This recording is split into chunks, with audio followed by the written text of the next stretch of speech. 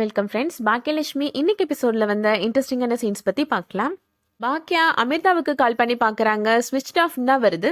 எழில் ரொம்ப ஃபீல் பண்ணி பேசுறாரு. என்னை பத்தி அவங்க தப்பா நினைச்சிட்டு இருக்கிறாங்கம்மா அப்படின்னு சொல்றாரு.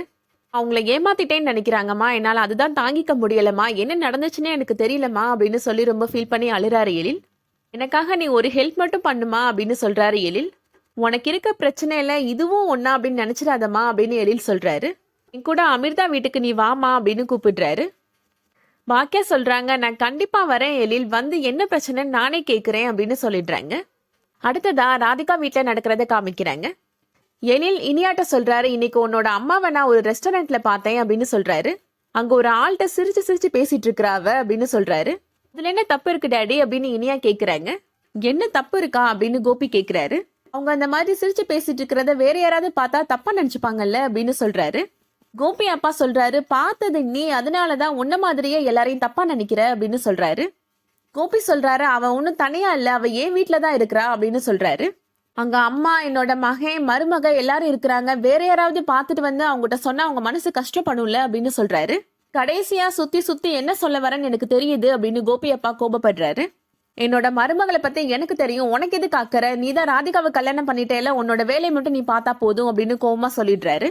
கோபி இந்த மாதிரி பாக்கியா பத்தி பேசுறத ராதிகா பாத்துடுறாங்க. ராதிகா ரொம்ப கோபமா ரூம்குள்ள போறாங்க. கோபியுமே பின்னாடியே போறாரு. கோபி அப்பா இனியாட்ட சொல்றாரு, பாக்கியா யார் கூட பேசினா இவனுக்கு என்ன வந்துச்சு, இன்னும் எதுக்கு அதிகாரம் பண்ணிட்டு இருக்கிறான் அப்படின்னு கோபமா பேசுறாரு. அடுத்ததா எழிலோட ப்ரொடியூசர் பொண்ணு வர்ஷினி வீட்டுல நடக்கிறத காமிக்கிறாங்க. பட வேலையெல்லாம் எப்படி போயிட்டு இருக்குது அப்படின்னு அவங்க அப்பா கேக்குறாங்க. அதெல்லாம் நல்லா போயிட்டு இருக்குப்பா அப்படின்னு சொல்றாங்க வர்ஷினி. வர்ஷினி அப்பா சொல்றாரு, கிருஷ்ணன் மாமா அடிக்கடி ஃபோன் பண்ணிட்டே இருக்கிறாரு, உனக்கு பார்த்த மாப்பிள்ளைய பத்தி நீ என்ன முடிவு பண்ணிருக்கிற அப்படின்னு கேக்குறாரு. நீ அந்த மாப்பிள்ளைய வேணான்னு சொல்றதுக்கு ஒரு காரணமும் இருக்காதுமா அப்படின்னு சொல்றாரு. இல்ல நீ உன் மனசுல யாரையாவது நினைச்சிட்டு இருக்கிறியா, அதையாவது சொல்லு அப்படின்னு கேக்குறாரு. வர்ஷினி சொல்றாங்க, நானே இந்த விஷயத்த பத்தி உங்ககிட்ட பேசலான்னு தான்ப்பா இருந்தேன் அப்படின்னு சொல்றாங்க. நம்ம டைரக்டர் எழில் இருக்கிறாருலப்பா, அவரை நான் கல்யாணம் பண்ணிக்கலாம்னு இருக்கிறேன் அப்படின்னு சொல்றாங்க. அவர் நல்ல சாய்ஸ் தான்ப்பா, பிஇ முடிச்சிருக்கிறாரு, அவரோட கேரக்டர் பத்தி உங்களுக்கு தெரியும்ல அப்படின்னு சொல்றாங்க வர்ஷினி. எழில் பத்தி எனக்கு தெரியும், ஆனா அவங்க ஃபேமிலி பேக்ரவுண்ட் பத்தி எனக்கு தெரியாதுமா அப்படின்னு சொல்றாரு அவரு. வர்ஷினி சொல்றாங்க, அதெல்லாம் நல்ல ஃபேமிலி தான்ப்பா, எனக்கு அவங்க ஃபேமிலியில எல்லாருமே நல்லா தெரியும் அப்படின்னு சொல்றாங்க. உங்க பாட்டி தான் எல்லா முடிவும் எடுப்பாங்க அப்படின்னு சொல்றாங்க வர்ஷினி. உங்களை வந்து பேச சொல்லட்டுமாப்பா அப்படின்னு கேக்குறாங்க வர்ஷினி. சரி வர சொல்லுமா அப்படின்னு சொல்லிடுறாரு அவரு. கேட்ட உடனே வர்ஷினி ரொம்ப சந்தோஷப்படுறாங்க. ரொம்ப தேங்க்ஸ்பா அப்படின்னு சொல்றாங்க. நான் இன்னும் ஓகே சொல்லல, அவங்கள வந்து பேச சொல்லு, அதுக்கப்புறமா முடிவு பண்ணிக்கலாம் அப்படின்னு வர்ஷினி அப்பா சொல்லிடுறாரு. அடுத்ததா கோபி அப்பா கோபியை வெறுப்பேத்துறதுக்காக நடு வீட்டுல அவரோட துணியை காய போட்டுட்டு இருக்கிறாரு. என்னப்பா நடு வீட்டுல போட்டு வச்சிருக்கீங்க, வெளியில போய் காய போடுங்கப்பா அப்படின்னு சொல்றாரு கோபி. கோபி அப்பா சொல்றாரு, வெளியில மழை வருதுடா, 3 நாளா துணியை காய போடணும்னு நினைச்சிட்டு இருக்கேன், என்னால முடியல, அதனாலதான் வீட்டுக்குள்ள போட்டேன் அப்படின்னு சொல்றாரு. கோபி நடு வீட்டுல எல்லாம் அப்படி காய போடாதீங்கப்பா அப்படின்னு கொடியை கலட்டுறதுக்காக போறாரு. கோபி அப்பா சொல்றாரு, இந்த மாதிரி ஏதாவது பண்ணனேன்னா நான் நேரா போலீஸ் ஸ்டேஷன் போயிருவேன் அப்படின்னு சொல்றாரு. இந்த வயசான ஹெட் மாஸ்டரை என்னோட மகன் கொடுமைப்படுத்துறான் அப்படின்னு போலீஸ்ல கம்ப்ளைண்ட் கொடுத்துருவேன் அப்படின்னு சொல்றாரு. இவர் செஞ்சாலும் செய்வாரு அப்படின்னு கோபி சொல்றாரு.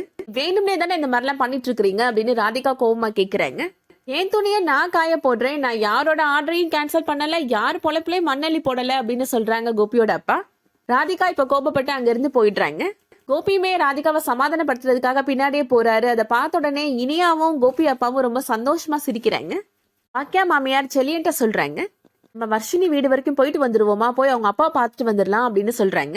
வீட்டுல என்ன பாட்டி சொல்றது அப்படின்னு கேக்குறாரு செல்லியன். கோவில் தான் சொல்லணும் அப்படின்னு சொல்றாங்க பாட்டி. 2 பேரும் பேசிட்டு இருக்கிறத செல்வி பார்த்துட்டு ஜெனிட்ட போய் சொல்றாங்க. சொல்றது உண்மைதான் ஜெனி, அம்மாவும் உன்னோட புருஷனும் ஏதோ தனியா ரகசியமா பேசிட்டு இருக்காங்க, ஏதோ திட்டம் போடுற மாதிரி தெரியுது அப்படின்னு சொல்றாங்க. ஜெனியுமே அங்க வந்து பாக்குறாங்க, 2 பேரும் ரகசியம் பேசிட்டு இருக்கிறாங்க. எதுக்காக இவ்வளவு அமைதியா பேசிட்டு இருக்கிறாங்க அப்படின்னு ஜெனி கேக்குறாங்க. என்னைக்குனாலும் உண்மை வெளியில வராமலா போயிரும் அப்படின்னு செல்வி சொல்றாங்க.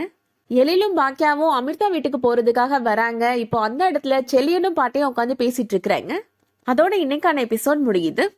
இந்த வீடியோ உங்களுக்கு பிடிச்சிருந்துச்சுன்னா லைக் பண்ணிக்கோங்க. சீரியல் அப்டேட்ஸ்க்கு நம்ம சேனலை சப்ஸ்கிரைப் பண்ணிக்கோங்க. தேங்க்ஸ் ஃபார் வாட்சிங்.